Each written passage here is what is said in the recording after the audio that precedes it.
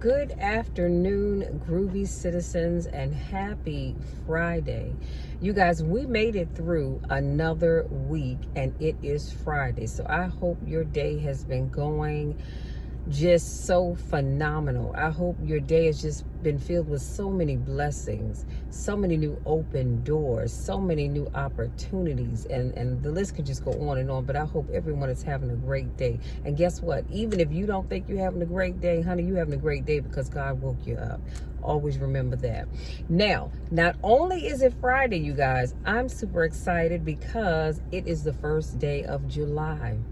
So happy new month.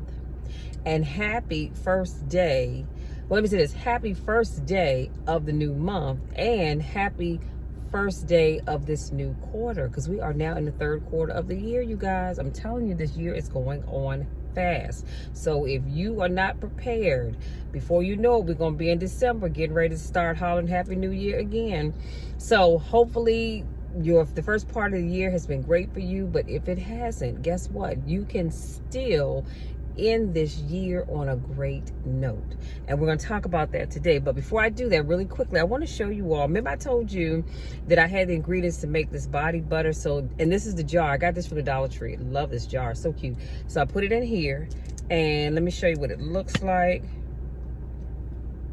It has a nice smell to it, and so it's just white, and like I said, it has, if I did this again, I would use just a regular Vaseline because this does have like that baby smell. And I even added oil in it from one of my favorite oils right now that I'm using, this Burberry, and I added in here, but you don't really smell it because it just smells like a baby because you use baby lotion and the baby Vaseline. But y'all, it turned out great, so I love it.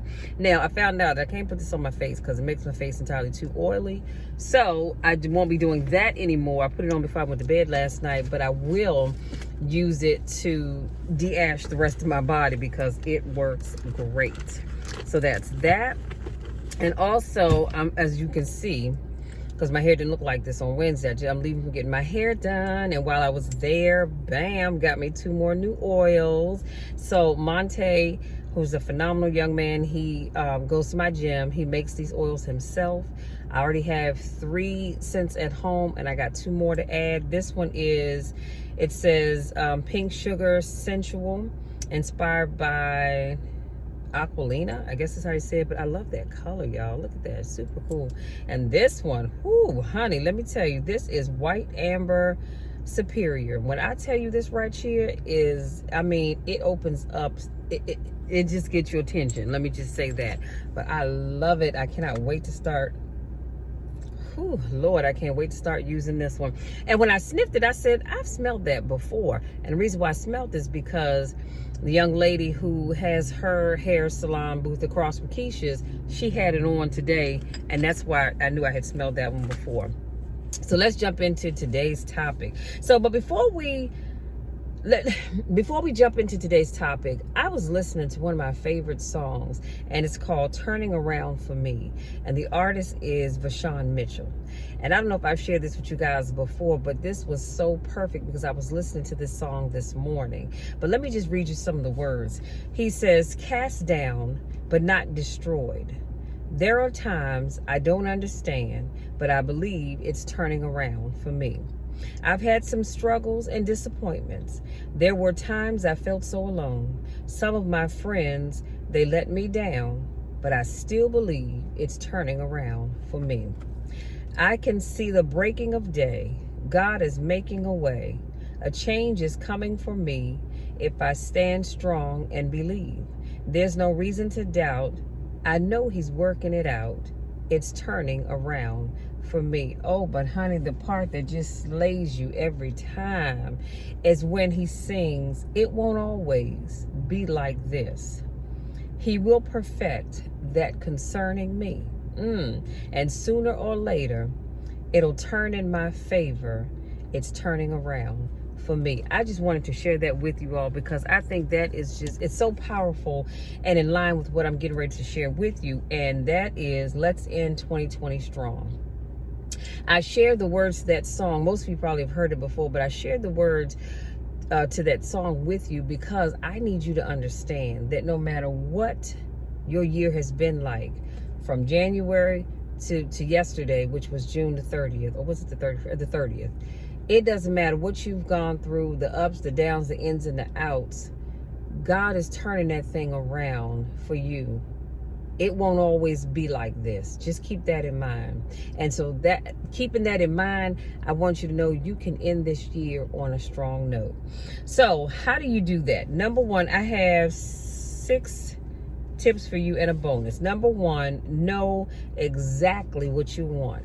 Now, in my notes, I have exactly in quotes. So when I say know exactly what you want, I'm not talking about beating around the bush. I'm not talking about saying I want to lose weight. Okay, that's cute. That's real cute. But I need you to be specific about what is it that you truly want. How much weight do you want to lose? When you say you want to start a business, okay, well, what kind of business? You need to be specific. And so I said, be specific, get clear on what you want. What are you going to do for the last 6 months of the year? And if you don't know, that's a huge problem. You really need to get out your journal and you're writing your favorite pen and start making some notes. Because if you have no plans to do anything from now until December 31st, that's a huge problem. I mean, it's your choice. If you don't want to, hey, you know, who am I to argue with you? But what I'm saying is, if you want to end this year on a high note, then I need you to be clear about what it is that you want. Number two, reset your goals if need be. So your mindset may have changed from where it was the first 6 months of the year, and that's fine. You may also need to reevaluate your why. I don't know about you, but every quarter I like to look at my why, because believe it or not, your why can change. It's your why is not etched in stone. For some areas of life, it probably is, but that why can change. So every quarter you should be reevaluating your why. Why am I doing what I'm doing? Why do I want what I want? And some people may have to do that monthly, and that's okay too. There's nothing wrong with that. Number three, create a plan that is doable. Complex plans should have been made at the beginning of the year. Now, and I didn't say this, but this is I thought this was, oh, that's another topic. I'm sorry, never mind. Forget what I was getting ready to say, but from what I was reading, your complex plans, that's the big laid plans, should have been laid out in January. You can create plans now, but I would not try to go like 4th, 5th level deep with your plans, because you should have did that at the beginning of the year. Not to say you can't have plans right now. Now you need to create a simple plan and then come up with the steps to achieve the goal. Keep them as simple as possible. So like I said, when I talked about your plan from now until the end of the year might be to lose 30 pounds, 40, 50 pounds, depends on how much weight you need to lose. And so keep it simple. Okay, my goal is to lose weight. How are you going to do that? Keep it simple. I'm going to eat right. I'm going to make sure I don't exceed my caloric intake for the day. I'm going to make sure I get in 8 cups of water a day, or whatever your goal is. I'm going to make sure I only have 1 cheat day. I'm going to go to the gym 3 days a week, 4 days a week, 5 days a week, whatever it is you decide, but just keep it simple. All that complex stuff, you need to do that in the beginning of the year, and then you can tweak it as you go along. Many people don't realize that. Many people wait until July 1st to start coming up with this big complex plan of what they want to do, and you just don't have enough time to do certain things. Now, yes, you can get a lot done, but you're not going to have time to do probably most of the things that you truly want to do. Number 4, create a tracking system for your 6-month goals. So basically, you can write down your tasks and check them off as you complete them. You can do this in a spreadsheet form. You can open up a tab in your phone under your notes section, or if you like me, I put it in my planner, or my planner, yeah, but I have a vision book, and so I can keep track of stuff that way and check off when I've completed things. The key is to journal, to write down what you're doing and put a check mark when you've completed it. Put the date you've completed it, because there's nothing there's no better feeling than getting to the end of the year and you look at this long to-do list and you go, wow, I completed everything on my to-do list. And even if you didn't get to everything, some things you may have started, but if you're writing this stuff down, then you can make a note of what you started and where you are in that process. So even if we get to December 31st and you didn't finish it, you can pick up the balance of it in January. Number 5, create an accountability system. So you may need a coach, okay? You may need a coach or a team of friends that can hold you accountable. When you say you're going to do something as an accountability coach, I have a couple of clients and we go over what it is they said they wanted to do. And guess what? Every time we meet once a week and I'm asking questions. Did you do this? Did you do that? Did you do the other? Maybe you only did one of the 3. Well, I'm asking questions. Well, how come you didn't get to the second thing? And you can't BS me. Trust me when I tell you on that one, because there's always time. It's how we're using that time. You didn't get to number 3 on the list. I'm asking questions. Well, what happened there? Because again, we can go back and tweak things, because it may be that you had 3 things initially, but really you only truly need to complete 2 of those things. One of them is not really relevant at that particular moment. So have an accountability coach, or have a group of friends and you all hold each other accountable. You can meet via Zoom. You can go to a Starbucks once a week, a library, wherever you choose to go, and hold each other accountable. Hold each other's feet to the fire. If you said you're going to do it, guess what? I'm going to ask you until you get it done, because you said you were going to do it. Number 6, put your goals on a calendar.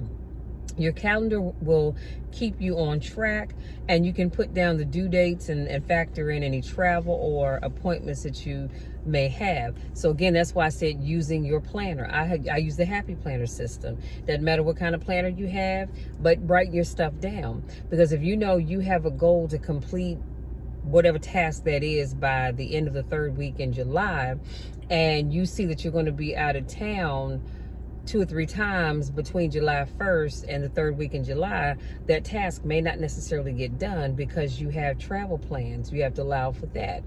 You have to allow for your appointments. So put all that stuff on your calendar so you can see at a month's glance everything that you need to do, or even a week's glance, everything that you need to do, so you can adjust where you need to adjust to make sure you're getting your stuff done.